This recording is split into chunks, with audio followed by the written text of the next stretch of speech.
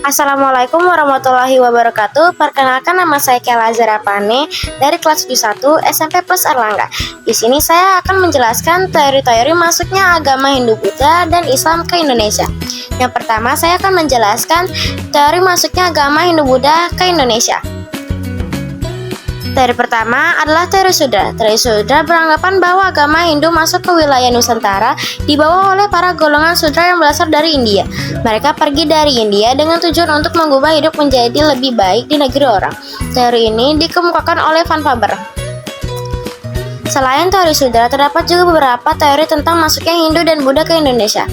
Teori tersebut diantaranya yaitu teori Brahmana, teori Ksatria, teori Waisa, dan teori arus balik atau biasa dikenal dengan teori nasional. Teori kedua adalah teori Brahmana. Teori Brahmana dikemukakan oleh Jesse Van Leeuwen. Isi teori ini menyatakan bahwa masuknya agama dan kebudayaan Hindu ke Indonesia dibawa oleh kaum Brahmana, yakni golongan yang menguasai ajaran adat, pengetahuan, dan keagamaan Hindu. Yang ketiga adalah teori Ksatria.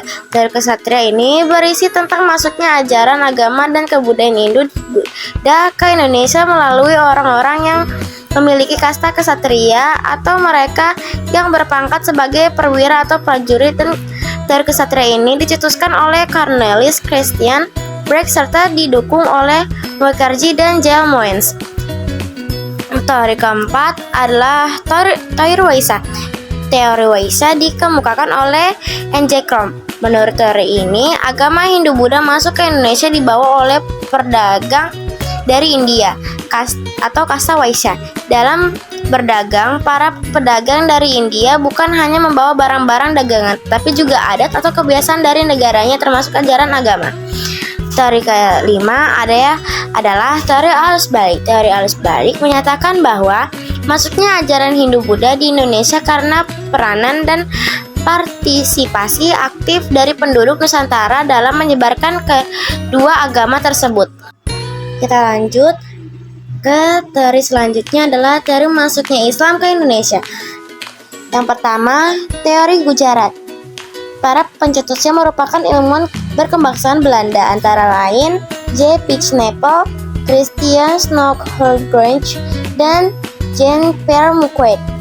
Teori Gujarat adalah salah satu teori yang menjelaskan tentang Islamisasi di Indonesia. Teori kedua adalah teori Persia. Teori Persia didukung oleh Hoisin, Syahabuddin dan Umar Amir Hussein.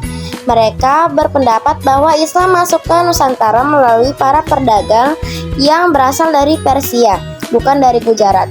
Persia adalah sebuah kerajaan yang saat ini kemungkinan besar berada di Iran. Yang ketiga, teori Cina. Teori Cina dikemukakan oleh Slamet Mulyana dan Sumanto Al-Qurtubi. Mereka menjelaskan bahwa Islam masuk ke Indonesia sebab dibawa oleh perantau Muslim Cina yang datang ke Nusantara. Teori keempat adalah teori Arab. Beberapa ilmuwan yang mengemukakan dan mendukung teori Arab yaitu Kaiser Neiman dan Syed Muhammad Naqib Al-Atas. Teori Arab merupakan salah satu teori yang menjelaskan tentang Islamisasi di Indonesia. Dalam teori ini, ajaran Islam datang langsung dari wilayah Timur Tengah. Dan teori terakhir adalah teori Coromandel. Sejarawan yang mengemukakan teori ini ialah Thomas Weinhold. Asumsinya ialah saat itu wilayah ini memiliki kesamaan mazhab dengan wilayah di Nusantara, yaitu mazhab Syafi'i. Teori ini kemudian didukung oleh G. Morrison. Sekian dari saya, terima kasih.